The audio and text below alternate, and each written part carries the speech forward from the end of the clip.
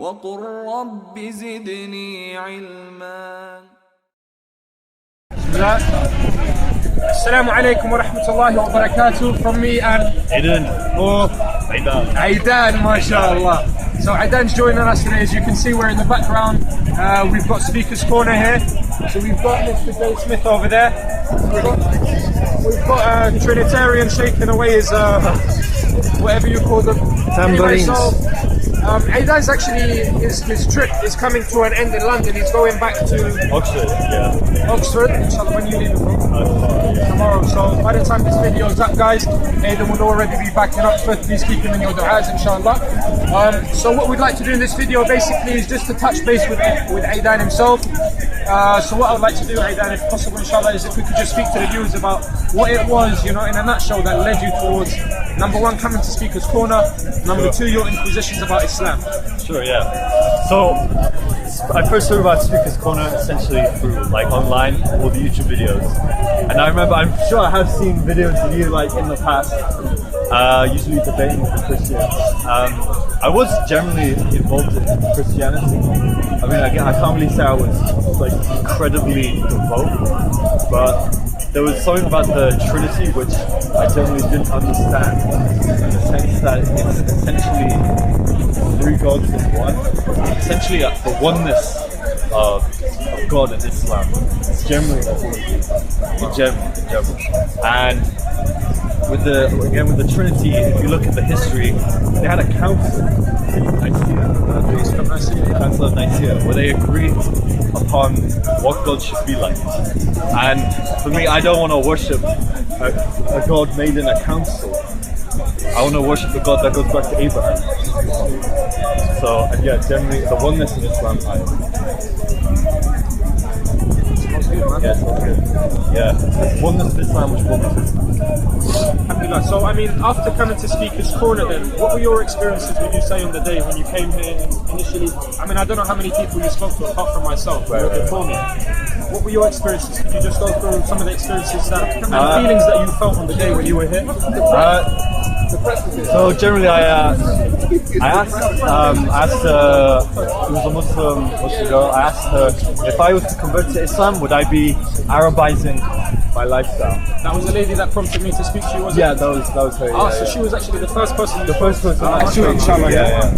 What kind of feelings would you say that you felt when you came to Speaker's Corner, when you were hearing what you were hearing? You know, the inquisitions you had about Islam, if it was an Arabized religion, for example, the answers and responses, you know, the whole vibe of the place. What did you feel when you were around?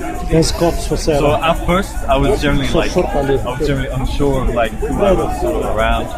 But it was when, I think it was you pointed out all the different nationalities, all the brothers around us. Yeah. And then with that, I started to feel a connection. Because I realized it's not just an Arab religion. It's a religion, a universal religion, all people. Yeah. And then from that, I became more indulged. And then I sort of began to like recognize where I sort of was in that. Where you stood, And so after we had our little talk, alhamdulillah, myself and a few people, we left, and a few people accompanied you, invited you to sit down in a restaurant over a meal. Yeah. Could you tell us about your feelings and your thoughts and experiences over that situation? Yeah, so essentially they were going through mostly the scientific miracles in the Quran, and essentially telling me, sort of bringing me on like the pathway to Islam. Essentially through saying like, it's like they said it was like as if I was drowning and I had to wake up to see the light and to know which way is up and which way is down, to know which way is the correct path. And that was I can't remember the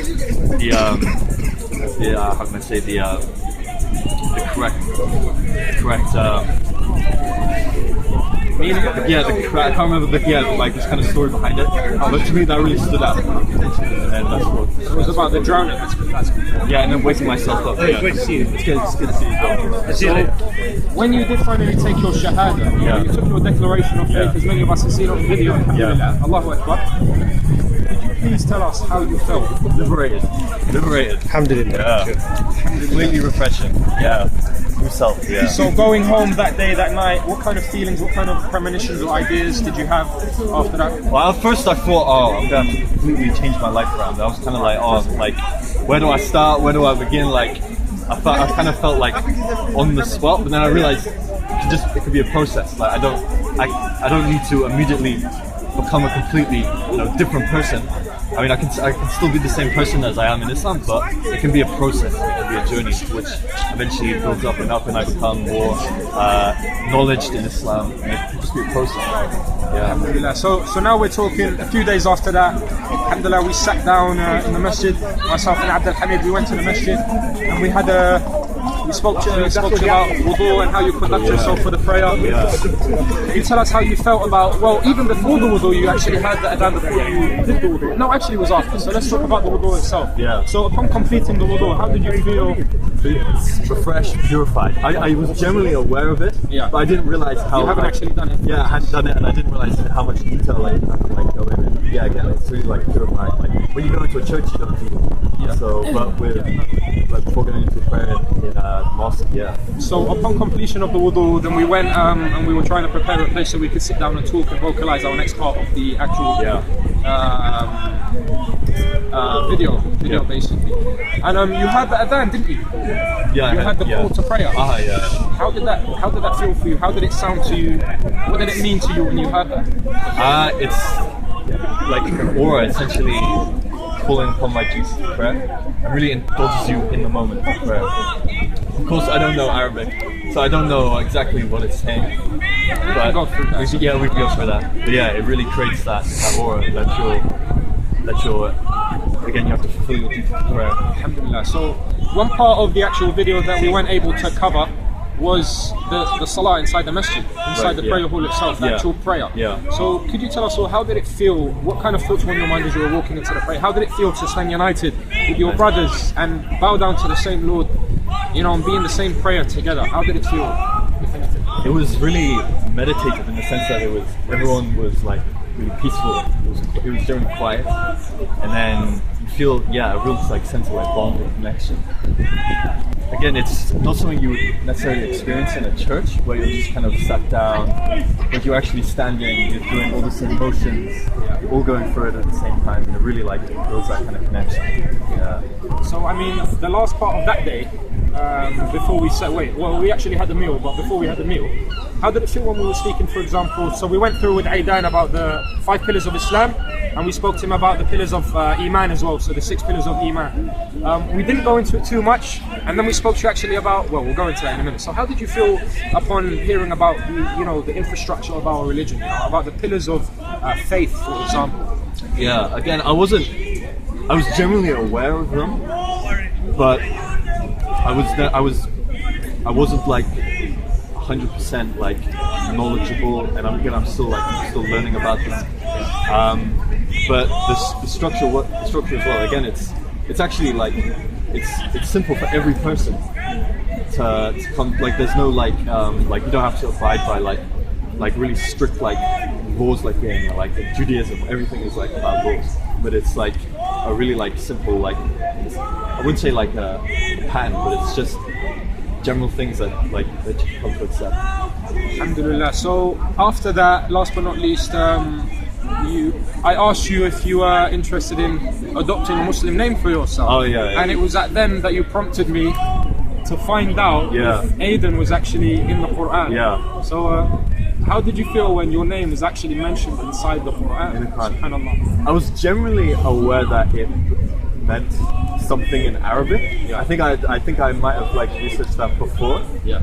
But I never knew that it was in the Quran in that particular context. Yeah. So and so for anyone who hasn't seen the video previously where we actually spoke about the meaning of Aidan or Aidan, which is in the Quran, Aidan actually means perpetuity, and this is used to refer to tall palm trees, and this is what we found. Alhamdulillah.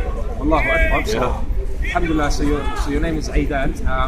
Now, what I would like to do, so obviously after today, we'd like to invite you as well to come and have a meal with us. I think there's quite a few brothers that have come to Speaker's Corner today actually specifically for you. Oh yeah. Alhamdulillah, which is great. You've prayed with us in the park as well. Yeah. How did you find that? I really like that. Again, because it's in even though it's in quite a harsh harsh conditions. It's in nature, right? Yeah, it's in nature. Yeah. So again, it really sort of puts you in the moment. Zoned in. Yeah. So I mean, if you could just leave some final thoughts on our viewers, for anyone that maybe has some interest in knowing more about our religion, or maybe they are just on the fence and they actually just need that little push forward in order to accept Islam. Right. What could you tell our viewers out there, inshallah, anyone watching this video, from your own experiences? I would say if you want to become a Muslim but you're not entirely sure, just remember it's a process, and that essentially you build upon your knowledge as you go, and then eventually you will come to a state where you will be more knowledgeable in that of Islam. And again, you don't need to learn everything on the spot, but it's a process and will take time. It might take weeks, months, maybe even years. So I would just say, go with the process as it goes. And have you actually learn found from one of the people, the brothers that you've met at the corner, and wherever else since you actually took your Shahada, and while you were in the process of taking your Shahada, what have you found from us in general? all caring people, not bad people. I mean, when I was at school, I did know Muslim people, and they would say things like, "Oh, if I wasn't a Muslim, yeah, I'll do this, I'll do that," and I got like a kind of wrong impression of Islam. Like it was like it was as if they didn't want to be like Muslim, like because when they would say like, "Oh, I would do this, I would do that," if I wasn't a Muslim, it would usually be in context to like drugs, violence, and that kind of thing. So at that, when I was at school, I generally got a wrong impression. But now that I've learned more and I've actually like met other Muslims, not in a school environment, I've come to know that all Muslims are generally caring people. Can we give a takbir for the brother here? Takbir! Allahu Akbar! Takbir! Allahu Akbar! Takbir! Allahu Akbar! So from our brothers here at Speaker's Corner, Assalamu alaikum wa rahmatullahi wa barakatuh. Aidan, what was your background before you came to Islam? Generally kind of Christian agnostic. Yeah.